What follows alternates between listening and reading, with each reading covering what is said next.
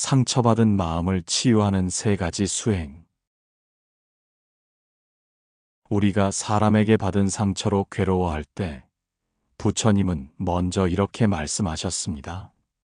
모든 고통은 집착에서 생겨난다. 어떤 이의 말 한마디에 하루 종일 마음이 무너지고 차가운 눈빛에 며칠을 앓기도 합니다.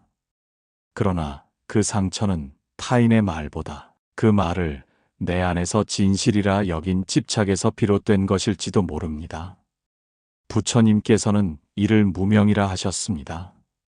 사물과 인연의 본 모습을 보지 못하는 어둠, 즉 상처의 고통은 내면의 무지에서 싹튼 것입니다.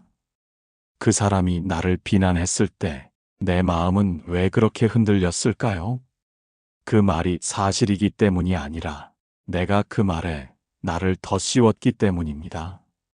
예를 들어 누군가 넌 쓸모없는 사람이야 라고 말했을 때 그 말을 사실로 받아들이는 마음은 이미 자신에 대한 의심과 낮은 자존감을 품고 있었기 때문입니다. 상처는 외부에서 시작되지만 그 고통은 내부에서 자란다. 이 말은 우리에게 수행의 첫 걸음을 알려줍니다. 그것은 바로 내 마음이 왜 아픈가를 바라보는 수행입니다. 이를 관심이라 합니다. 마음속을 지켜보는 수행. 내가 어떤 말에 아파하는지, 어떤 표정에 무너지는지, 그 반응을 비판 없이 바라보는 수행입니다. 부처님은 말씀하셨습니다. 그대 마음을 거울처럼 닦으라. 진흙이 가라앉으면 본래 맑음이 드러나리라. 상처받은 그 순간 우리의 마음은 흐려졌습니다. 분노와 슬픔, 억울함과 자책이 일었습니다. 그러나 그것이 나의 전부는 아닙니다. 상처는 일시적 감정일 뿐 그에 휩쓸릴 필요는 없습니다. 단지 내가 지금 이렇게 아팠구나. 그 마음을 따뜻하게 바라보는 것만으로도 치유는 이미 시작됩니다. 불교에서 이를 정념이라 부릅니다.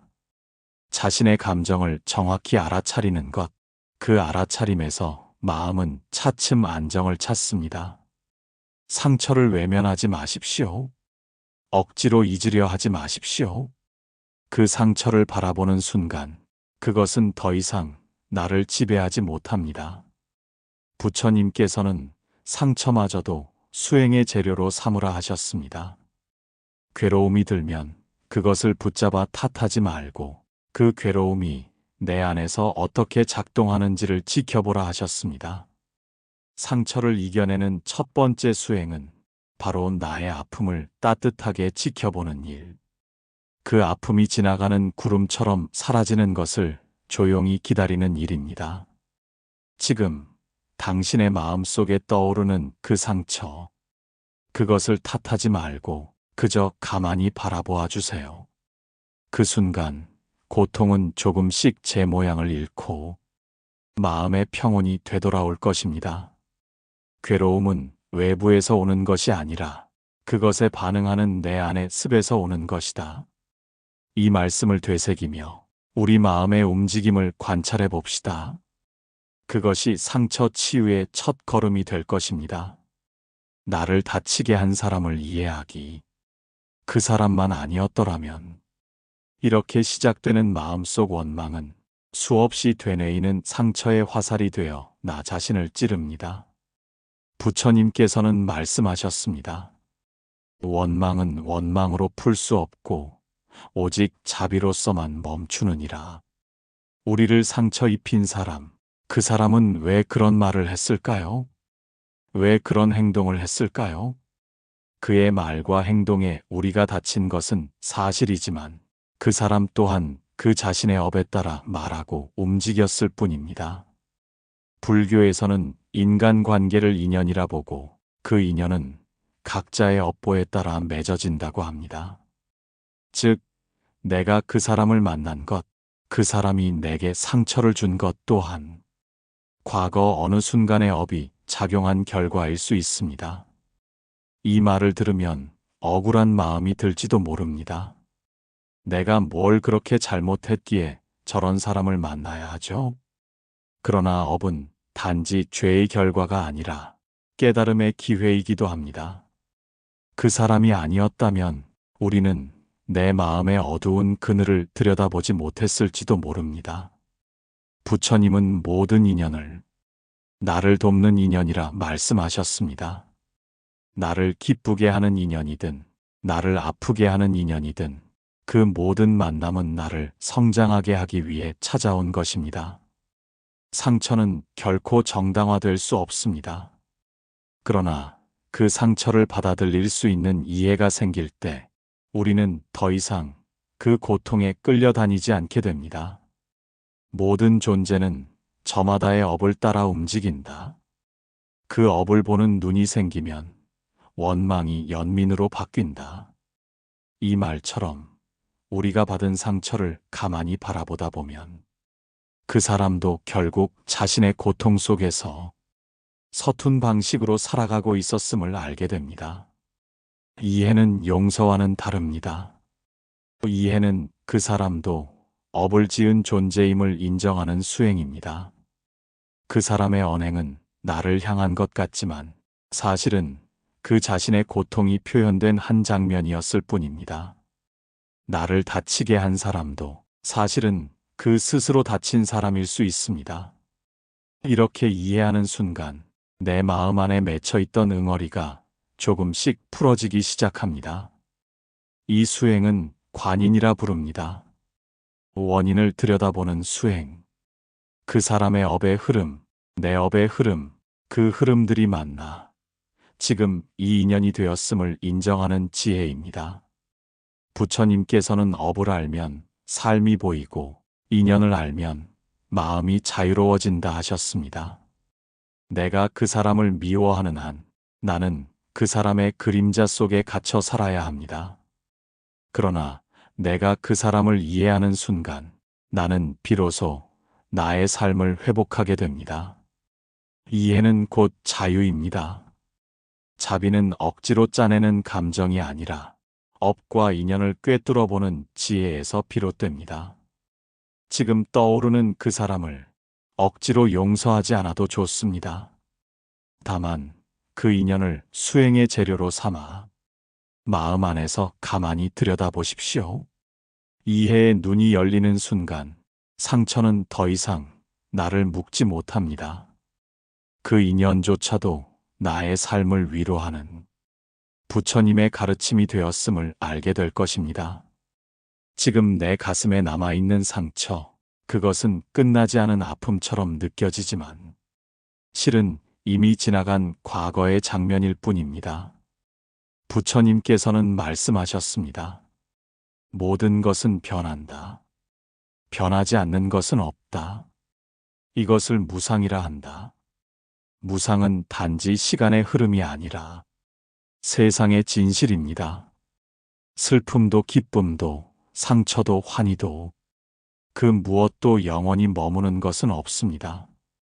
그런데 우리는 왜 상처에 머물러 있을까요? 왜 과거의 말 한마디, 시선 하나, 그날의 기억을 수없이 반복하며 그 고통을 오늘의 것으로 만드는 걸까요? 그것은 마음이 무상의 진실을 받아들이지 못하기 때문입니다. 지금 이 순간이 진짜 현실임을 놓치고 과거의 그림자를 현실이라 착각하고 살아가기 때문입니다.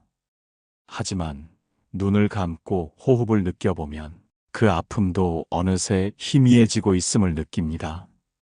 상처는 시간이 아니라 지혜로 치유되는 것임을 알게 됩니다.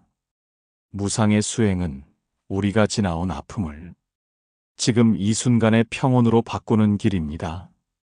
부처님은 무상을 보라 하셨습니다. 무상을 보면 집착에서 벗어나고 무상을 보면 괴로움이 줄어든다 하셨습니다. 과거에 머무는 마음은 집착이고 미래를 걱정하는 마음은 불안이며 지금 이 순간에 머무는 것이 평온입니다. 우리를 상처 입힌 일은 과거의 한순간일 뿐입니다. 그러나 우리가 그것을 오늘도 붙들고 있기에 그 고통은 끝나지 않습니다. 무상은 말합니다. 이 또한 지나가리라. 지금 이 고통도 언젠가 지나갈 것이다. 언제나 변하지 않는 아픔처럼 보이던 것도 결국은 흘러가고 사라지고 잊히게 될 것이다. 마음을 고요히 하고 호흡을 바라보며 그 아픔을 있는 그대로 놓아보세요. 버리는 것이 아니라 흘려보내는 것입니다. 붙잡지 않고 바라보는 순간 마음은 스스로를 치유하기 시작합니다. 무상은 단지 위로가 아니라 진리를 보는 눈입니다. 이 진리를 받아들일 수 있을 때 우리는 더 이상 그 사람, 그 말, 그날에 머무르지 않게 됩니다. 모든 것은 지나갑니다. 영원한 상처란 없습니다. 다만 우리가 마음으로 붙잡고 있을 뿐입니다. 그 상처가 나였던 적이 있습니다. 그러나 지금 나는 그 상처가 아닙니다. 나는 지금 여기 존재하는 살아있는 사람이며 지금 이 순간 새로운 인연과 복덕을 지을 수 있는 사람입니다. 고통이 지나간 자리에는 평온이 찾아오고 그 평온 안에서 우리는 다시 일어설 수 있습니다. 지금 이 순간을 살아가세요. 무상의 바람은 모든 상처를 데려갑니다. 남은 것은 당신의 고요한 미소입니다. 마음속 상처는 때로 말로도 표현되지 않습니다. 입으로는 괜찮다 하면서도 가슴 어딘가에 무겁게 남아있는 응어리. 그것을 끌어안고 살아가는 이들이 많습니다. 부처님께서는 자비란 단지 남을 위하는 것이 아니라 자신의 상처마저도 보듬는 것이라 하셨습니다. 관세음 보살의 수행은 바로 그런 자비의 길입니다. 남을 향한 연민에서 시작되지만 결국 나를 치유하는 수행이기도 합니다. 상처가 났을 때 우리는 흔히 그것을 외면하거나 억지로 지우려 합니다. 하지만 자비 수행은 상처를 없애는 것이 아니라 그 상처에 부드러운 마음으로 다가가는 길입니다. 이것을 관자라 합니다. 자신의 아픔을 있는 그대로 바라보고 거기에 자비를 건네는 수행. 마치 어린아이가 넘어졌을 때 엄마가 따뜻하게 안아주는 것처럼 그렇게 자신을 위로하는 것이 자비의 시작입니다. 불교에서는 관세음 보살을 모든 고통의 소리에 응답하는 존재라 합니다. 그러나 그 음성은 밖에서 들려오는 것이 아니라 내 마음 안에서 일어나는 미세한 울림일 수 있습니다. 그 울림을 놓치지 마십시오. 내가 나를 위로하는 그 순간 마음속 깊은 곳에서 관세음 보살의 자비가 피어납니다. 한 호흡씩 천천히 내쉬며 다음과 같이 마음속으로 발언해 보십시오. 이 아픔이 어디서 왔든 나는 지금 그것을 품습니다. 나는 이 상처를 부끄러워하지 않고 자비로 감싸 안습니다. 이러한 발언은 단순한 주문이 아니라 마음을 움직이는 깊은 서원입니다. 자비는 상대에게 주는 선물이면서 결국 나에게 돌아오는 복덕입니다. 상처를 바라보는 눈이 달라질 때 그 상처는 더 이상 고통이 아니라 내가 수행자로서 성장하는 자리가 됩니다. 관세음 보살의 진언이 있듯 우리도 삶의 순간마다 자비의 마음을 일으키면 그 울림은 스스로를 어루만지는 부드러운 손길이 됩니다. 내 마음 속에 남아있는 모든 상처에게 말하세요. 너도 수고했구나. 이제는 괜찮아. 그렇게 하루에 한 번씩 자신에게 자비를 보내십시오. 그 자비는 반드시 상처 너머에서 새로운 평화를 가져다 줄 것입니다. 이것이 바로 관음의 자비 수행입니다. 부드러우면서도 단단한 치유의 힘. 타인을 위하되 나를 먼저 보살피는 수행.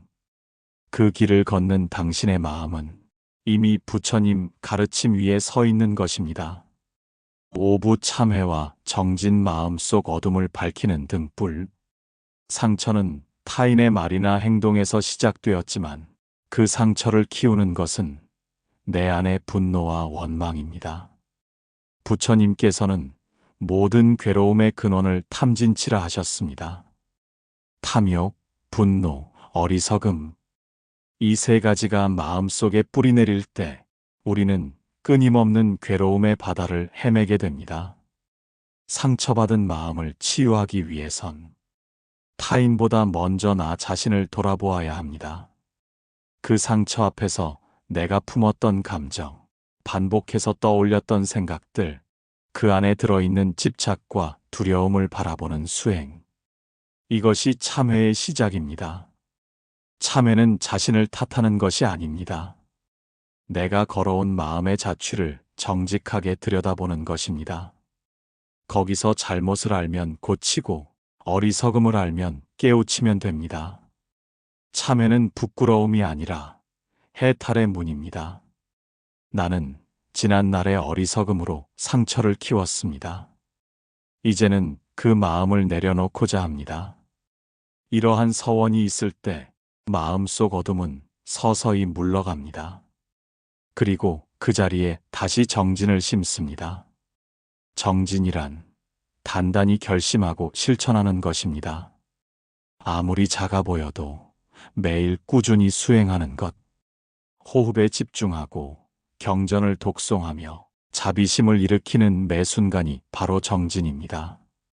상처를 딛고 다시 일어서기 위해선 한 걸음씩 나아가는 용기가 필요합니다. 그것이 바로 정진의 힘입니다. 부처님께서 말씀하셨습니다. 정진하는 자는 반드시 도를 이룬다. 쉬지 않고 걷는 자는 결국 목적지에 이른다. 참회는 어둠을 알아차리는 지혜이고 정진은 그 어둠 속에 등을 밝히는 실천입니다. 지금 이 순간 상처 위에 작은 등불을 켜보세요. 그 불빛은 미약해도 당신의 마음 전체를 서서히 밝혀줄 것입니다. 자신을 탓하지 말고 남을 원망하지 마세요.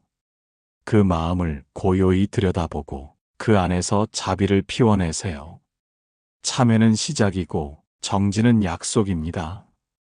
그리고 그 길 위에 치유와 해탈이 함께할 것입니다. 상처받은 마음은 말을 잃습니다. 무너진 감정은 말이 아닌 침묵 속에 웅크려 있고 그 침묵은 점점 어두운 그림자를 키워갑니다.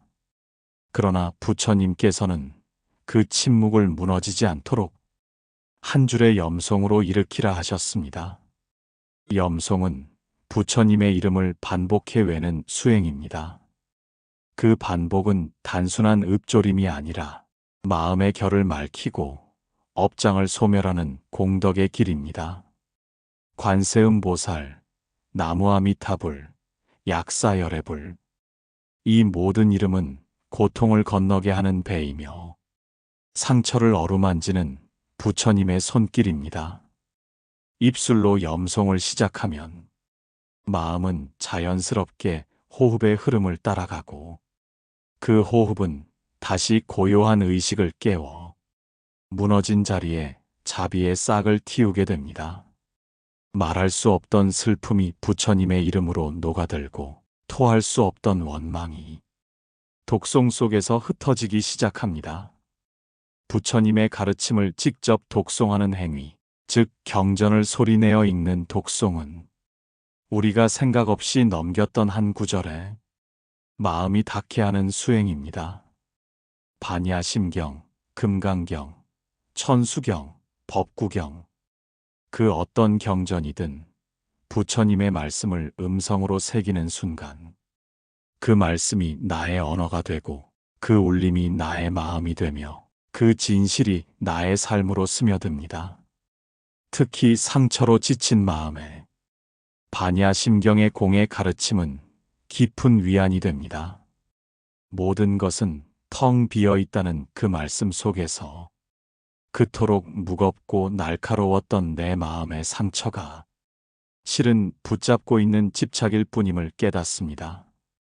독송은 마음속 응어리를 흘려보내는 강물과 같습니다. 한자 한자 읽을 때마다 마음의 먼지가 가라앉고 소리에 파동이 내면 깊숙이 파고들어 상처난 자리를 어루만집니다. 염송은 믿음의 씨앗을 틔우고 독송은 지혜의 뿌리를 내리게 합니다. 이 두 수행이 만나면 그 어떤 말로도 치유할 수 없던 상처조차 스스로 녹아내리게 됩니다. 이것이 바로 음성의 수행, 말의 자비입니다. 상처는 말에서 시작되었을지 몰라도 치유 역시 말에서 시작됩니다. 부처님의 이름을 부르는 순간 그 소리 속에 나의 기도가 담기고 그 기도 속에 자비의 빛이 스며들게 됩니다. 그 소리를 매일 반복하세요. 아침에 눈을 뜨며 밤에 눈을 감으며 길을 걸으며 손을 씻으며 밥을 지으며 일상의 숨결마다 부처님의 이름을 담으세요. 그 소리는 점점 당신의 내면 깊은 곳으로 향하게 될 것입니다. 상처받은 그날의 기억마저 더 이상 괴로움이 아닌 자비와 공덕의 씨앗으로 바뀌게 될 것입니다. 우리가 받은 상처는 단순히 누군가의 말과 행동에서 시작된 것처럼 보이지만 그 안을 깊이 들여다보면 우리 마음 속에 쌓인 집착과 분별, 미움과 아집이 그 상처를 키웠다는 사실을 알게 됩니다. 부처님께서는 말씀하셨습니다. 모든 괴로움은 마음에서 비롯되고 모든 해탈은 그 마음을 비움으로부터 시작된다. 참회는 바로 그 비움의 시작입니다. 참회는 잘못을 인정하고 자책하는 행위가 아니라 내 마음의 업장을 들여다보는 지혜의 수행입니다. 과거의 인연 속에서 내가 지은 언행, 내가 보낸 날카로운 말 한마디, 내가 품었던 억울함과 원망까지 모두 나의 업이 되었음을 알아차리는 것, 그것이 참회의 첫걸음입니다. 참회하는 마음은 고요합니다. 그 고요함 속에서 우리는 남 탓을 멈추고 나의 내면을 바라볼 수 있게 됩니다. 그리고 그 안에 남아있는 오래된 상처와 마주하며 그 모든 것을 부처님 앞에 고백할 수 있게 됩니다. 부처님, 저는 몰랐습니다. 상대가 아닌 저의 분별심이 상처를 키웠습니다. 이 마음 속의 어둠을 걷어내고 싶습니다. 이러한 고백은 업장을 씻는 물처럼 서서히 마음을 맑히고 가볍게 합니다. 상대의 잘못을 용서하는 것이 아니라 그에 대한 집착을 내려놓는 것입니다. 그 집착이 없어질 때 우리는 비로소 자유로워지고 상처에서 벗어나게 됩니다. 그리고 그 다음은 회향입니다. 회향이란 내가 쌓은 공덕을 나 혼자만이 아니라 모든 중생과 함께 나누는 자비의 실천입니다. 이 수행의 공덕을 나의 가족에게, 나를 미워한 이에게, 나를 아프게 한 이에게도 돌립니다. 이 회향의 마음은 우리의 상처를 진정한 자비로 바꾸고 과거의 원한을 지혜의 인연으로 승화시킵니다. 회향하는 자는 복이 많습니다. 자신의 마음을 덜어냄으로써 더 큰 공덕의 그릇을 만들기 때문입니다. 상처를 아는 채 살아가는 이 세상에서 가장 위대한 힘은 상처를 자비로 바꾸는 능력입니다. 그 자비는 나의 참회에서 시작되고 그 자비는 나의 회향에서 완성됩니다. 지금까지 내가 받았던 상처를 부처님 앞에서 하나씩 고백해 보세요. 그리고 그 상처를 품은 자에게 그대도 나처럼 괴로웠겠구나. 그 한마디 회향을 건네보세요. 그 순간 마음은 더 이상 아프지 않습니다. 그 순간 나의 업장은 조금씩 사라지고 무명의 그림자는 빛 속으로 녹아들게 됩니다. 참회하고 회향하세요. 부처님의 자비가 당신의 상처 위에 부드러운 비처럼 내릴 것입니다. 사람의 마음은 상처로 인해 멈추기도 하고 그 상처를 딛고 더 깊어지기도 합니다. 고통이 지나간 자리에 우리는 결심합니다. 이제는 다시 살아야겠다고. 이제는 다시 사랑하겠다고. 부처님께서는 말씀하셨습니다. 마음이 아프거든 다시 숨을 쉬고 다시 바라보라. 그대의 생은 고통으로만 이루어진 것이 아니다. 상처를 치유한다는 것은 단지 고통을 지우는 일이 아닙니다.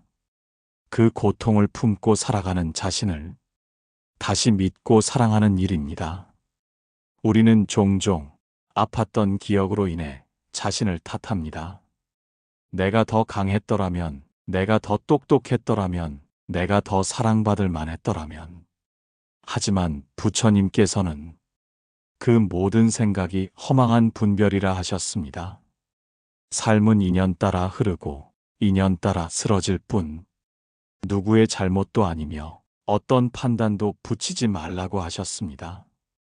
진정한 치유는 자기 자신을 향한 자비에서 시작됩니다. 자신을 용서하는 마음, 그 누구보다 나 자신이 고생했음을 알아주는 마음, 그 마음이 바로 불성이고 수행의 열매입니다. 그러므로 이제 상처를 치유하고자 결심하십시오.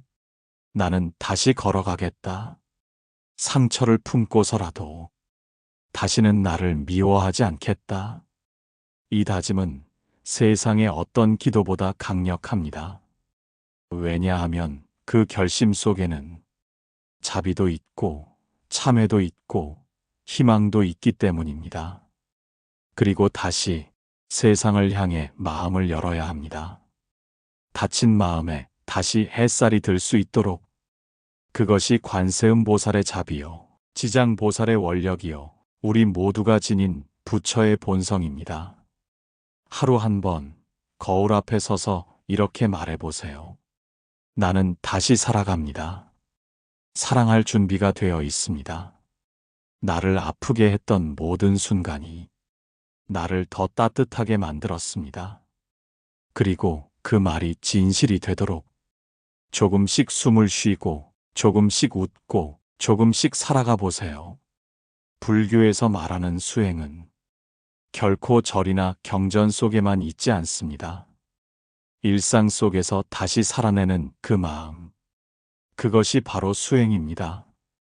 부처님께서 마지막으로 남기신 가르침처럼 스스로를 등불로 삼으라. 그 등불은 상처의 어둠 속에서 피어납니다. 그 등불은 나의 눈물 위에서 흔들립니다.